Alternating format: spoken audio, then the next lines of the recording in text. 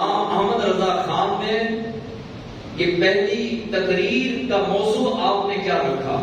سبحان اللہ، قربان جائیں اعلیٰ حضرت کی آل پاک پر، امام احمد رضا خان کی سوچ پر 6 سال کی عمر پاک ہے، 2 گھنٹے کی تقریر ہے اور موضوع ہے میلاد مصطفیٰ۔ میلاد مصطفیٰ صلی اللہ علیہ وسلم آپ نے موضوع رکھا اور اس قدر حسین دلائل دیے کہ بڑے بڑے اس وقت میلاد پر اعتراض کرنے والے لوگ ان کے دانت کھٹے ہو گئے۔ لوگوں کو پریشانی لگ گئی کہ اس بچے نے ہمارے اس عمر میں دانت کھٹے کر دیے ہیں، کل کو ہم نے اگر میلاد پر اعتراض کیا، یہ بچہ جوان ہو گیا تو یہ ہمارے پر خچے اڑا دے گا۔ اعلیٰ حضرت کی عمر ہوئی 8 سال۔ آٹھ سال کی عمر میں آپ نے عربی میں کتاب لکھی۔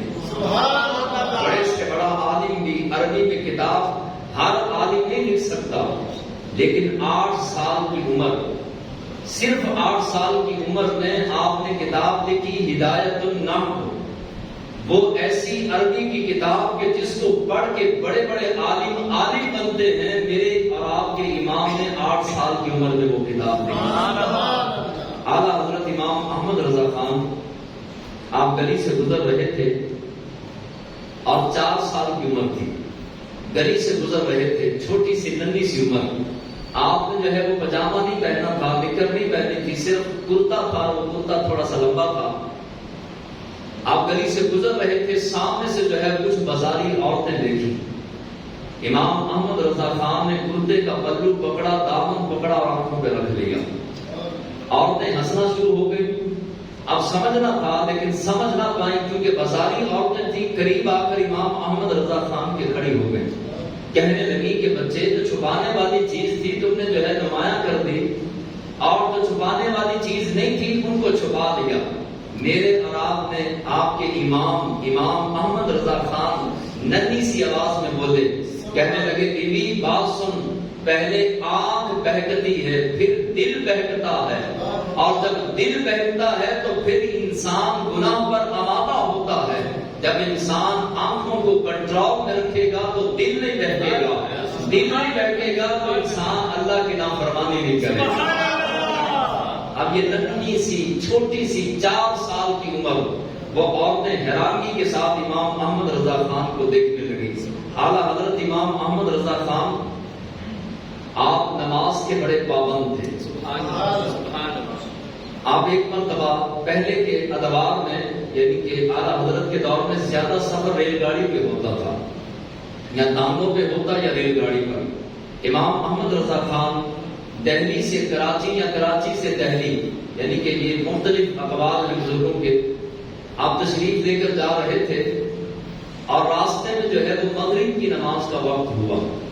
امام احمد رضا خان نے اپنے مریدوں کو، شاگردوں کو اور اپنے ماننے والوں کو فرمایا بھی اترو۔ ایک مرید ایسا تھا، مرید سیانے بھی ہوتے ہیں اور بعض شاگرد استاد سے زیادہ سیانے بنتے ہیں، لیکن رسوائی ان کا مقدر بنتی ہے، ذلت ان کا آگے بڑھ کر استقبال کرتی ہے جو استاد سے بڑھ کر زیادہ عقل مند اور ذہین بنے۔ امام احمد رضا خان کے پاس وہ شاگرد آیا، کہنے لگا حضور یہ صرف 2-3 منٹ کا اسٹے ہے اور فوراً ریل گاڑی چل پڑے گی، اور بعد میں ہمیں پریشانی ہوگی، رات کا وقت ہے اور مغرب ہم نماز پڑھیں گے تو رات ہو جائے گی۔ آپ نے فرمایا چاہے رات ہو، چاہے درندے آ کر احمد رضا کے جسم کو پھاڑ دیں، مگر احمد رضا ریل گاڑی کی وجہ سے نماز قضا نہیں کرے گا۔ آپ نے فرمایا نماز تو پڑھیں گے، تم نے پڑھنی ہے تو ٹھیک ہے، ورنہ ریل گاڑی میں بیٹھ کر چلا تھا۔ اب اس کی مجبوری تھی، وہ کھڑا ہو گیا۔ امام احمد رضا خان نے مصلی بچھایا، وضو تھا، آپ مصلی پر کھڑے ہوئے، نماز شروع کر دی۔ اب جو ڈرائیور تھا اس گاڑی کا، رابرٹ اس کا نام تھا، اس نے جو ہے وہ انگریز تھا، اور اس کا جو ساتھ ہیلپر تھا وہ بھی انگریز تھا، لیکن وہ کچھ نہ کچھ اعلیٰ حضرت کو جانتا تھا۔ اب گاڑی کا چلنے کا وقت ہوا تو اس نے جو ہے وہ الارم بجا دیا، وہ جو بجاتے ہیں وہ بجایا اور کہنے لگے کہ گاڑی چلنے لگی ہے۔ اب جو ہے وہ ڈرائیور ریل گاڑی کا گاڑی کو آگے کی طرف لے کر جا رہا ہے، گاڑی پیچھے کو آ رہی ہے۔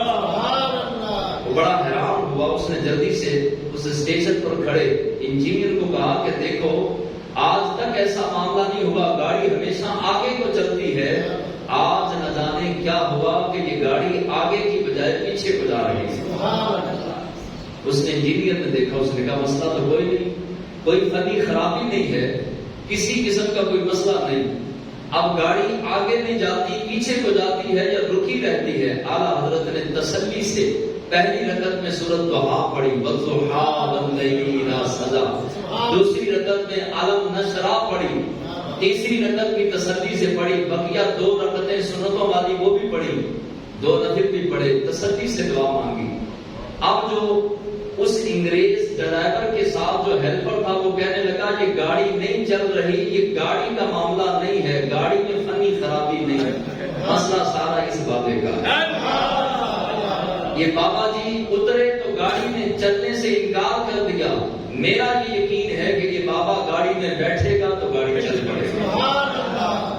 اب جو ہے وہ آ کر بیٹھ کے قریب امام احمد رضا خان کے وہ دونوں ڈرائیور بھی اور ہیلپر بھی، کہنے لگا بابا جی آپ نے نماز پڑھ لی، اب آپ گاڑی میں بیٹھے، آپ گاڑی میں بیٹھے، انہوں نے گاڑی چلائی تو گاڑی چل پڑی۔ اب تھوڑا سا آگے اس ڈرائیور نے جا کے ریل گاڑی کو سائڈ پہ اسی جگہ پہ کھڑا کیا اور پیچھے آیا، امام احمد رضا خان کے پاس آ کر بیٹھا، کہنے لگا کہ حضور گاڑی بعد میں چلاؤں گا، پہلے بتاؤ وہ کون سی طاقت تھی جس طاقت سے آپ نے ریل گاڑی کو کھینچ دیا؟ ریل گاڑی آپ کی اجازت سے آپ کے قدموں کے بغیر آگے ایک قدم بھی نہ بڑھا سکی، وہ کون سی طاقت ہے؟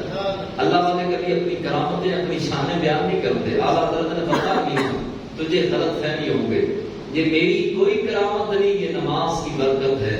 خالق کائنات نے نماز میں وہ برکت رکھی ہے کہ ہر بگڑا کام نماز کی برکت سے بن جاتا ہے۔ اس نے کہا اگر نماز میں اتنی برکت ہے تو پورے دین میں کتنی برکت ہوگی۔ اور عابد جو تھا وہ کہنے لگا مجھے کلمہ پڑھا کے مسلمان کر، مسلمان ہوا، کلمہ پڑھا۔ امام احمد رضا خان اتنے سچے اور پکے عاشق رسول، یہ حروف ابجد کے حساب سے یہ 786 جو لکھا جاتا ہے 7 8 6، یہ 786 یعنی بسم اللہ کے حروف جو ہیں وہ 786 ہیں، اس کے آداب جو بنتے ہیں وہ 786 بنتے ہیں، بسم اللہ کے آداب۔ تو آپ نے 786 لکھنا تھا تو سب سے پہلے آپ نے 6 لکھا، پھر 8 لکھا، پھر 7 لکھا، ادھر سے شروع کیا، پہلے 6 لکھا، پھر 8، پھر 7۔ قریب آدمی بیٹھا تھا، وہ کہنے لگا حضور یہ تو آپ الٹا لکھ رہے ہیں، پہلے 7 لکھیں، پھر 8 لکھیں، پھر 6 لکھیں، پھر 786 بنے گا۔ آپ پہلے 6 لکھ رہے ہیں، پھر 8، پھر 7۔ آپ نے فرمایا نہیں میں نے سیدھا لکھا ہے، تو الٹے کی بات کر رہا ہے، میں نے الٹا نہیں لکھا، میں نے سیدھا لکھا ہے۔ وہ کہنے لگا کیسے؟ امام احمد رضا خان کی سوچ کے قربان جائیے، آپ کے بچوں پر میرے بچے قربان، اتنی اعلیٰ سوچ۔